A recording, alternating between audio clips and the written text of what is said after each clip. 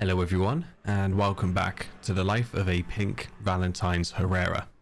This is part 2 of the 13-hour life that we survived, showcasing both the good and the bad moments that were worthy of a clip. I would like to say thanks again for all your support on the first part of this story. From those enjoying the cool highlights such as the crazy no-scope kill on that little stego juvie, and even the triple kill on the Raptors in the Highlands. To those that were also hating us for committing war crimes on a nest of hipsies. Every comment was read with a smile on my face. I do hope you get a kick out of the final part of this story and enjoyed the journey as much as I did. The second part of this story starts here in the Delta River.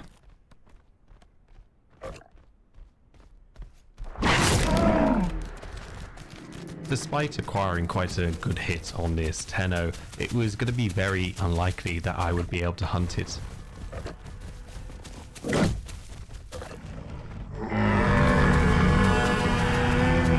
It had already put in quite some distance, there wasn't that many trees around, and unfortunately Herreras have very poor stamina management. This does unfortunately put Herrera in a kind of awkward position where large creatures, in order to be hunted, typically have to hang around its area. If you ever want to just not get killed by a Herrera, just hold W and walk in the other direction like this guy does.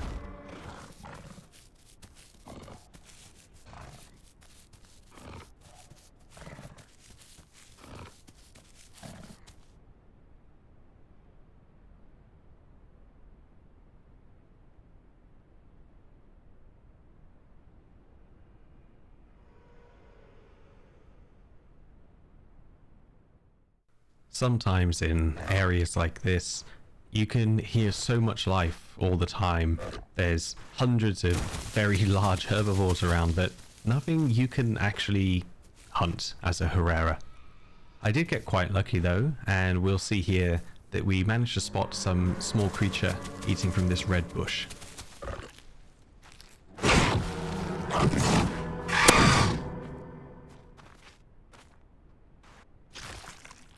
This Beppy kill was quite good just to tie us over until our next meal. I was mostly staying in this area, again just because of how loud it was. There were so many Tennos around this place that I thought lots of different creatures are probably going to be flocking towards this sound. I was, however, of course looking for some golden opportunity to be able to take down a large creature like a Tenno as well. Oh, they're right there! Okay. That might be the one I hurt earlier.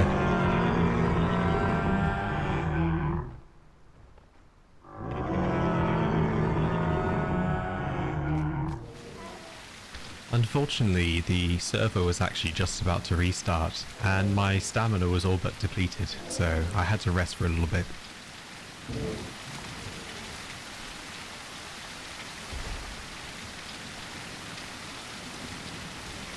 As the Tennos were screaming at the top of their lungs, I was setting up my attack. Looking carefully at the icon, I could see that a leg break was imminent, unless at the top of the rock, where the icon would change to the normal one.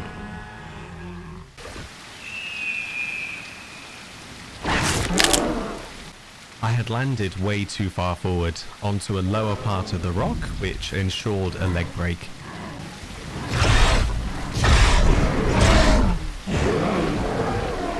I only survived due to having a perk called Enlarged Meniscus, which transferred full damage to my stamina. After a significant time healing both the broken leg, my health, and getting my stamina back, I was out again, following the sound of the Tennos.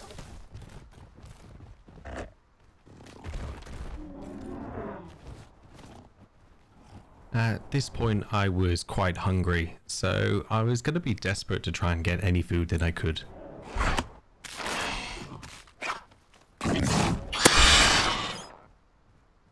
Ah, never mind. We get a free meal here from this Pteranodon.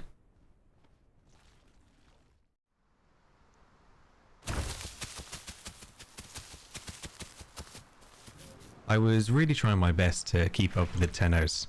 Having to get water in between and my stamina running low, they almost got away. Luckily for me though, they took a break to eat from a red bush.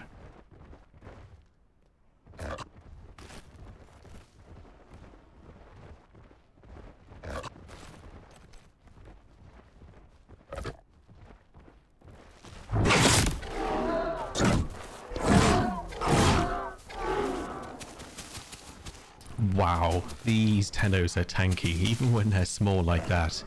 A direct hit from a large drop and 3 subsequent bites probably put a lot of bleed on this target. If I had any chance of following up with another attack, I needed to rest, so I decided to sit down in a bush and just bide my time.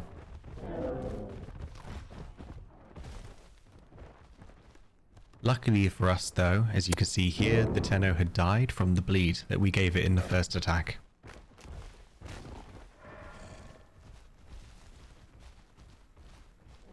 Waiting patiently for the Tennos to carry on with their migration, so I could eat this body. We realized that this is actually the end of our journey here in the Delta River. Once the Tennos had actually moved away, there was nothing really remaining for us to follow or hunt or just watch from a distance. Quite some time had passed and we were getting rather hungry yet again. Waiting around in the treetops near this bridge didn't really pay off for me, and I only got a meal when a Tenno was quite loudly shouting out as it crossed this river here. It didn't really even try to escape, which makes me think it probably just wanted to die here and get a different location near his friends.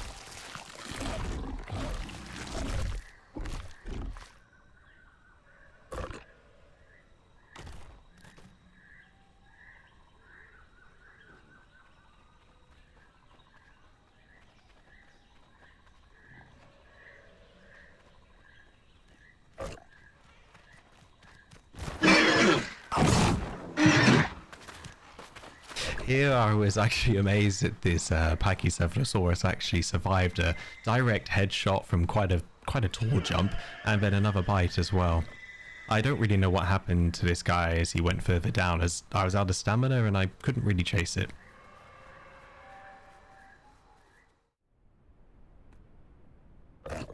It was now nightfall and we heard a very familiar sound.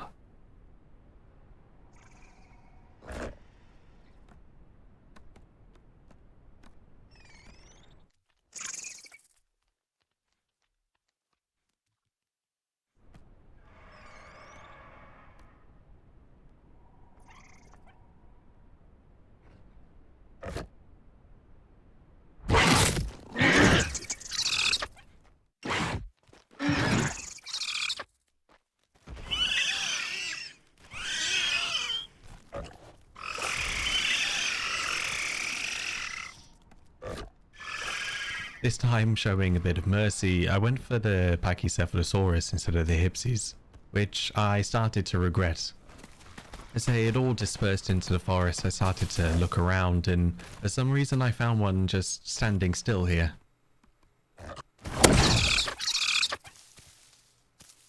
While Hypsilophodon is by no means a glory kill or anything to brag about, it does offer Herrera part of its diet, which is the S diet or protein diet. Given its niche way of killing, Herrerasaurus would likely just starve to death if it wasn't ever able to kill something small like a Hypsi or some juvenile creature. These small kills are what typically allow a Herrerasaurus to live a bit longer than others in this game.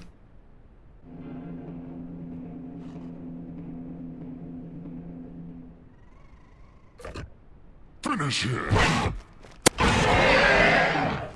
Lining up and timing quite a decent jump, we managed to finish off that Pachycephalosaurus that we hurt and injured earlier.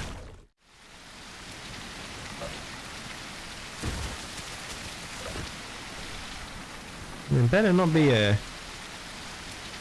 There is. Something's stealing my corpse.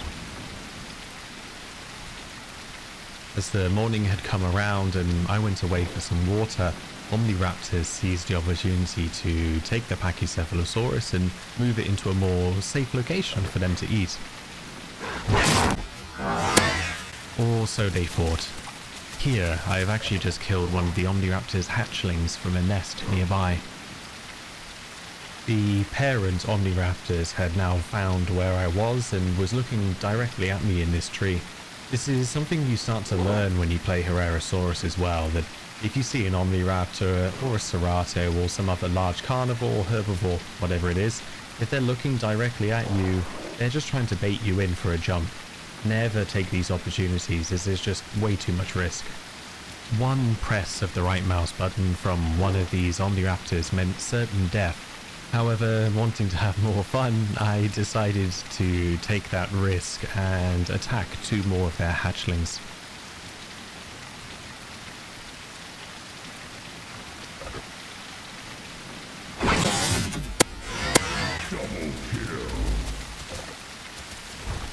Now realizing all 3 of their hatchlings had died because they chose to take this one body, the 2 Omniraptors went back towards the cave to return to their nest site.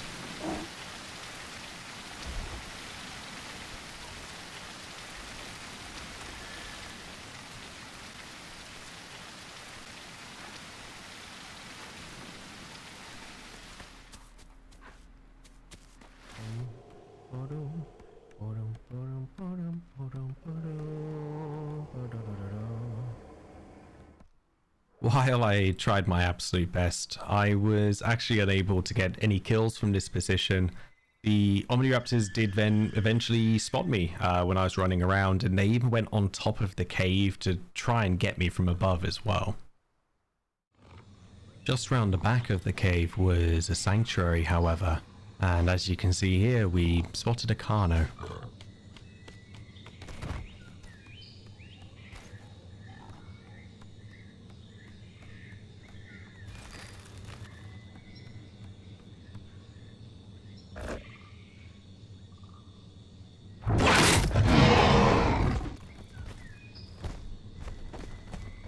As the Carno ran away from quite a big injury, it left behind a scene of what appears to be 2 dead Omniraptors. Whether they are the ones from the cave, I'm not too sure.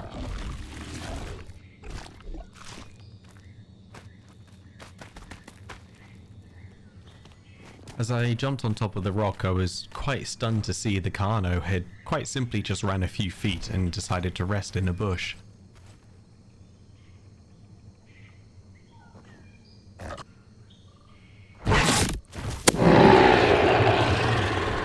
What I believe happened was the Carno probably got in a fight with the 2 Omniraptors and lost a lot of blood, so he couldn't just run and leave this area.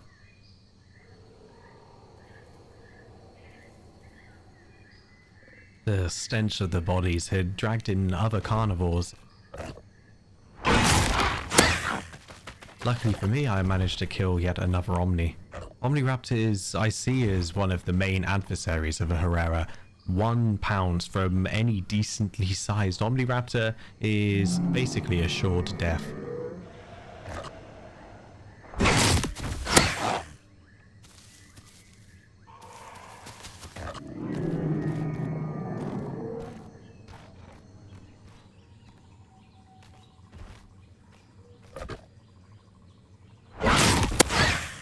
As body after body piled up on the same place where we killed this Carno, something more interesting popped up in the area.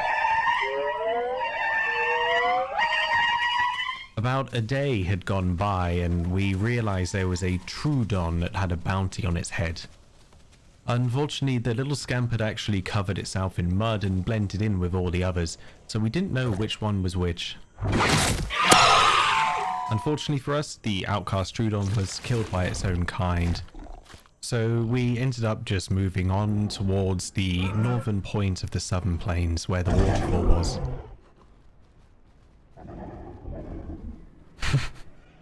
We were greeted by a couple of other friendly Herreras and a group of Dibbles with a few smaller ones in between. After noticing a Pachycephalosaurus with them, I was just far too tempted to take a jump at these guys.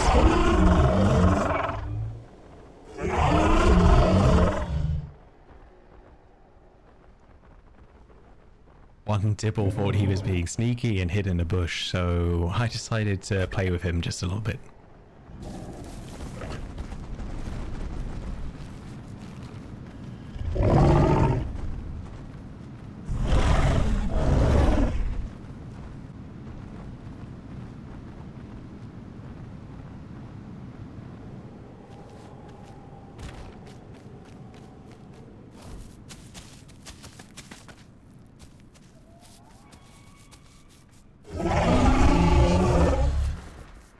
Rather typical of Pachycephalosaurus is when they see something they can charge at, they do. And this one decided to do it at the edge of a cliff, which ultimately led to his death. Small and funny moments like these are what I quite enjoy about this game, and I'm glad I actually managed to capture this as well. We moved on down the river south, back towards the southern plains, and decided to rest up in a tree to get back our stamina. In this particular spot, a lot of creatures will come by here to drink, as they believe it is safe from the alligator in this game named Deinosuchus. As the trees here are very tall, they allow for the maximum damage on any leap, which allows us to kill quite a good few large dinosaurs here.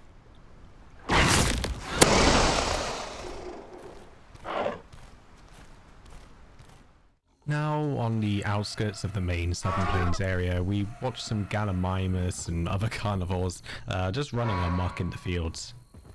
This eventually led up to the opportunity of finding some carnos resting next to each other, and I aimed up a shot for the largest one there.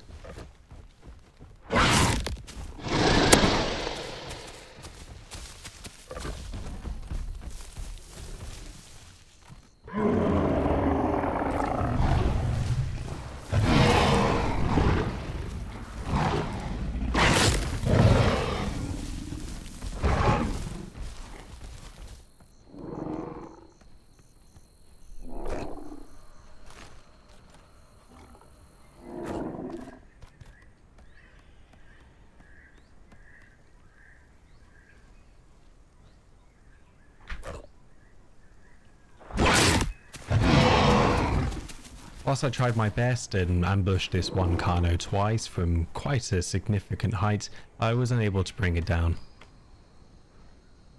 However, right underneath this tree, we spotted something that I really never see in this game. A Omniraptor trying to kill another Omniraptor.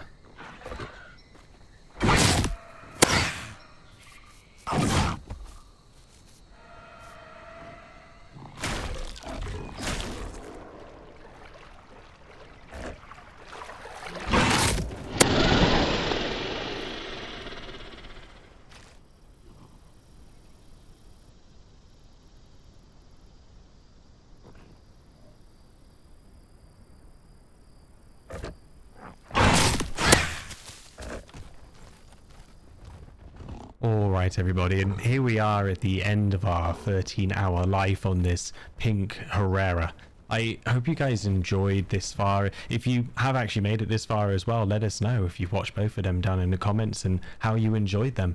Again, just like last time, the more support I see, the more likelihood there is of me making more of these types of videos. So I really do hope you've enjoyed this thus far, and I hope to maybe see you in whichever next story I make.